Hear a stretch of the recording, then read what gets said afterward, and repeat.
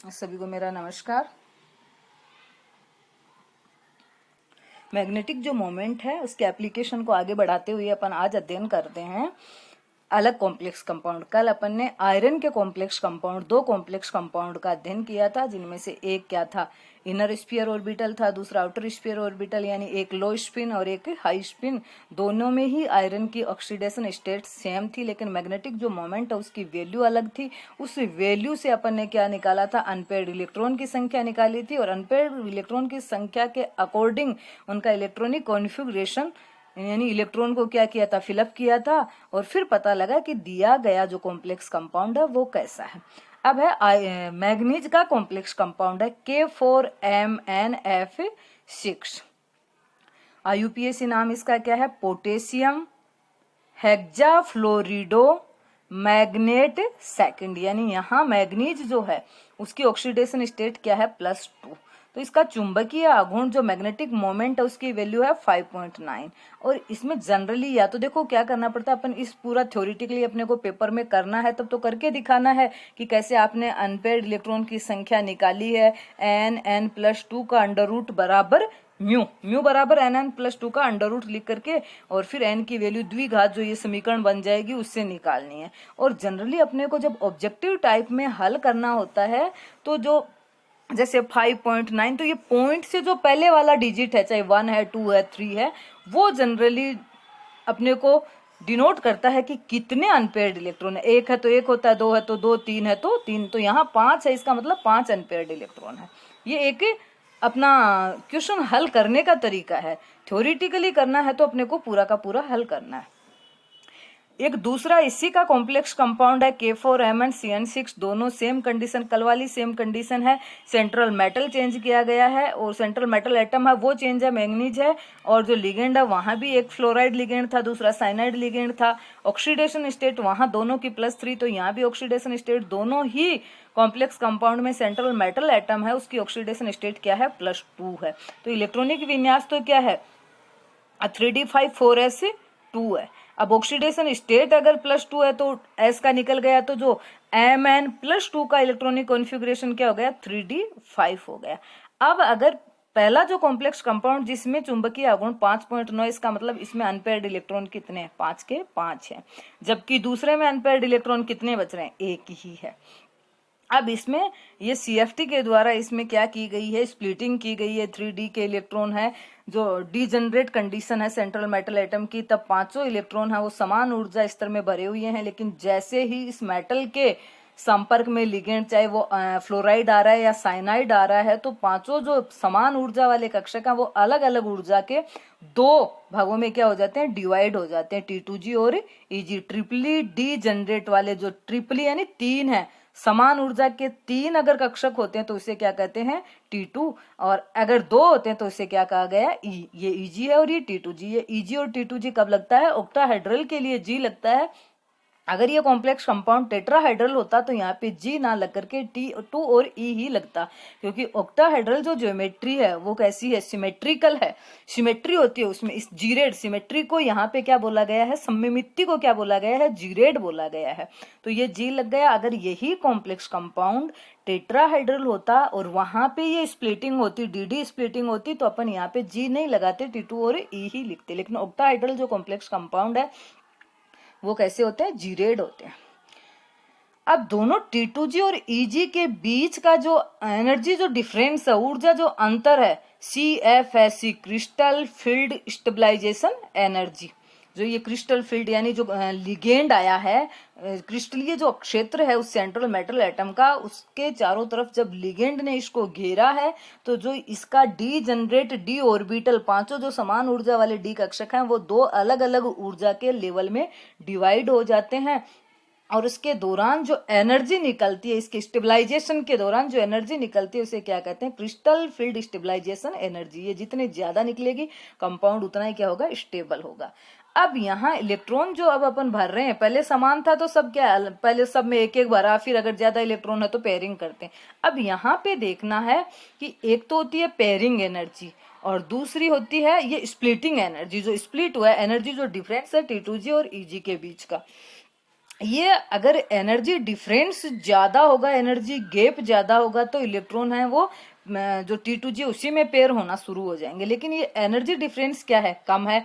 Pairing होने के लिए जो चाहिए एनर्जी, एक इलेक्ट्रॉन है पहले से भरा और उसी कक्षक में दूसरा इलेक्ट्रॉन अगर आप भर रहे हो तो ऊर्जा देनी पड़ती है। और ये एनर्जी अगर ज्यादा है, पेयरिंग एनर्जी ज्यादा है, तो इलेक्ट्रॉन कहाँ जाएगा, Eg में जाएगा। और अगर पेयरिंग एनर्जी है वो कम है तो इलेक्ट्रॉन कहाँ रह जाएगा, T2G में ही रह जाएगा। अब अगर अपने को 5 अनपेयर्ड इलेक्ट्रॉन रखने हैं तो 3 T2G में आएंगे, 2 Eg में आएंगे। अगर एक अनपेयर्ड इलेक्ट्रॉन रखना है तो पांचों के पांचों किस में आएंगे, T2G में आएंगे। और ऐसे भरेंगे तो अपने को इलेक्ट्रॉनिक कॉन्फ़िगरेशन का पता लग जाएगा।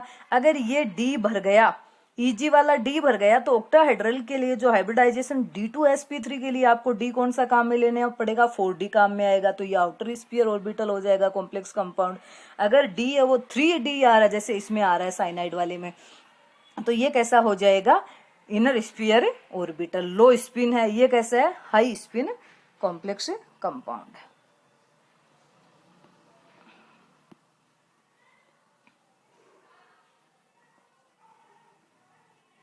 अब है 4 कोऑर्डिनेशन नंबर के जो कॉम्प्लेक्स कंपाउंड है जिसका हाइब्रिडाइजेशन sp3 है। ये चतुष्फलकीय आकृति के होते हैं, टेट्राहाइड्रल होते हैं। अगर dsp2 है तो कैसे होते हैं, स्क्वायर प्लेनर होते हैं। इन संकुल के कॉम्प्लेक्स से D2 में अपन ने सबसे पहले तो D2sp3 यानी ऑक्टाहेड्रल में 4 एग्जाम्पल पढ़ लिए हैं। आयरन के 2 complex compound Fe3 oxidation state के अंदर, लो स्पिन और हाई स्पिन। मैंगनीज के octahedral complex compound Mn+2 oxidation state के अंदर, इन लो स्पिन और हाई स्पिन के। अब है 4 जो कोऑर्डिनेशन नंबर के जो कंपाउंड है, चतुष्फलकीय कोऑर्डिनेशन नंबर अगर 4 है तो 2 प्रकार के कॉम्प्लेक्स कंपाउंड बनते हैं, एक टेट्राहाइड्रल कॉम्प्लेक्स कंपाउंड और एक स्क्वायर प्लेनर। टेट्राहाइड्रल अगर है, चतुष्फलकीय है, तो वहां पे हाइब्रिडाइजेशन क्या होता है, sp3 होता है। और अगर वर्ग समतलीय है तो वहां पे हाइब्रिडाइजेशन कौन सा होता है, dsp2। ऑक्टाहेड्रल में हाइब्रिडाइजेशन D2sp3 sp3d2। हाइब्रिडाइजेशन में 2 D आएंगे, एक ऐसा आएगा, 3 P आएगा। अब D कौन सा आ रहा है, आंतरिक आ रहा है या बाह्य आ रहा है, 3D आ रहा है या 4D आ रहा है। 3D आ रहा है कब आएगा, जब लो स्पिन होगा। 4D कब आएगा, जब हाई स्पिन होगा। अब यहाँ पे एग्जाम्पल लिया है, निकल के कॉम्प्लेक्स कंपाउंड है NiCN4 minus NiCl4 2 complex compound लिया। और तीसरा यहाँ पे जनरली लिया जाता है NiCO4 टेट्राकार्बोनिल निकल। और ये क्या है, tetracyanonickelate second ion, tetrachloridonickelate second ion, ये यहाँ पे आयन लिए गए हैं। अब साइनाइड वाला है वो कैसा, वर्ग समतलीय स्क्वायर प्लेनर है, जबकि क्लोराइड लिगेंड वाला वो कैसा है, टेट्राहाइड्रल है। इसको अपन इनके मैग्नेटिक मोमेंट की जो वैल्यू है उसके अकॉर्डिंग समझा सकते हैं। निकिल है, दोनों के अंदर ही निकिल की ऑक्सीडेशन स्टेट क्या है, 2+ है। निकिल जो एटम है उसका इलेक्ट्रॉनिक कॉन्फ़िगरेशन होता है 3D8 4s2। लेकिन जब ये +2 ऑक्सीडेशन स्टेट में आ गया तो s वाले निकल गए, 3D बचा, 3D8 बचा। साइनाइड लिगेंड जो कि क्या, स्ट्रॉन्ग फील्ड लिगेंड, और स्ट्रॉन्ग फील्ड लिगेंड की प्रेजेंस में इलेक्ट्रॉन क्या हो जाएंगे, पेयर हो जाएंगे, पेयर हो जाएंगे। तो 1 D बच गया। अपने को 4 लिगेंड के लिए 4 क्या चाहिए, हाइब्रिडाइज्ड ऑर्बिटल चाहिए। तो 1 D 1 S 2 P मिलकर के dsp2 हाइब्रिडाइज्ड ऑर्बिटल बनाएंगे। और इनमें साइनाइड अपने इलेक्ट्रॉन दे देंगे और दे करके जो बनती है ज्योमेट्री, हाइब्रिडाइजेशन हुआ dsp2 और इसके अकॉर्डिंग ज्योमेट्री क्या बन गई, वर्ग समतली। जबकि दूसरा जो क्लोराइड लिगेंड का कॉम्प्लेक्स कंपाउंड है वहां पे भी इलेक्ट्रॉनिक कॉन्फ़िगरेशन 3D8 4s2 है। ऑक्सीडेशन स्टेट +2 के अंदर क्या, 3D8 इलेक्ट्रॉनिक कॉन्फ़िगरेशन है। लेकिन लिगेंड क्या है, वीक फील्ड लिगेंड होने के कारण यहाँ हाइब्रिडाइज पेयरिंग नहीं होगी, और पेयरिंग नहीं होगी तो D खाली नहीं है, तो 1 S 3 P मिलकर के क्या बनाएंगे, sp3 हाइब्रिडाइज्ड ऑर्बिटल बनाएंगे।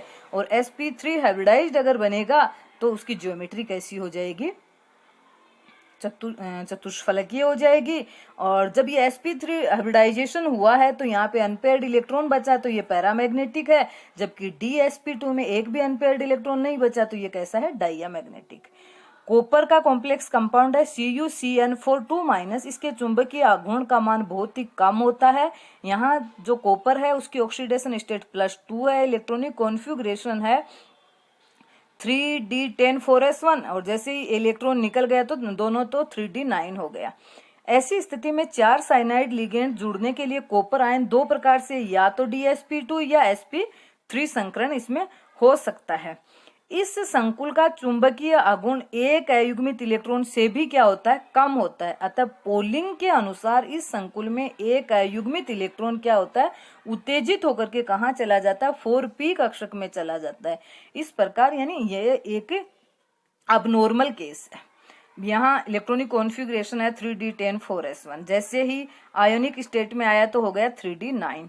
अब इसका जब अपन मैग्नेटिक मोमेंट देखते हैं तो उसकी वैल्यू है वो एक इलेक्ट्रॉन की जैसे वैल्यू होती है 1.9 के आसपास, तो उससे भी क्या होती है, कम होती है। उसका रीजन ये बताया।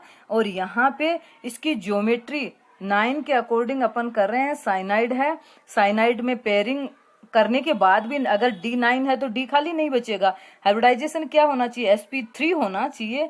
लेकिन यहाँ पे पोलिंग ने क्या कहा कि जो ये D का इलेक्ट्रॉन है वो एक्साइटेड होकर के कहाँ चला जाता है, 4p में चला जाता है। इलेक्ट्रॉनिक कॉन्फ़िगरेशन अपन ने जो डिसाइड किया उसके अकॉर्डिंग हाइब्रिडाइजेशन होना चाहिए sp3, लेकिन ये अबनॉर्मल केस में यहाँ D का इलेक्ट्रॉन कहाँ चला गया, p में चला गया, जिसको VBTA वो एक्सप्लेन नहीं कर पाती है कि ये क्यों गया। और फिर हाइब्रिडाइजेशन क्या हुआ, DsP2 और DsP2 हाइब्रिडाइजेशन के अकॉर्डिंग ज्योमेट्री इसकी क्या हो जाती है, वर्ग समतलीय। एक रिक्त D कक्षक उपलब्ध हो जाता है और इसके परिणाम स्वरूप वर्ग समतलीय संकुल बनते हैं जो यदि सतह के एक दूसरे के ऊपर व्यवस्थित हो तो यानी एक ये कॉम्प्लेक्स कंपाउंड अपन जब भी लेते हैं किसी भी पदार्थ कॉम्प्लेक्स कंपाउंड को ले रहे हैं तो ये तो है नहीं उसका एक ही मॉलिक्यूल होता है, ये तो मोल में होते हैं, तो खूब सारे मॉलिक्यूल होते हैं। तो एक जो मॉलिक्यूल है दूसरे मॉलिक्यूल के ऊपर व्यवस्थित हो जाता है तो उनके जो अनपेयर्ड इलेक्ट्रॉन है वो एक दूसरे के चक्रण को क्या कर देते हैं, उदासीन कर देते हैं, पेयरिंग की भांति व्यवहार करने लगते हैं, जिसके कारण इनके चुंबकीय आघूर्ण का मान क्या हो जाता है, कम हो जाता है।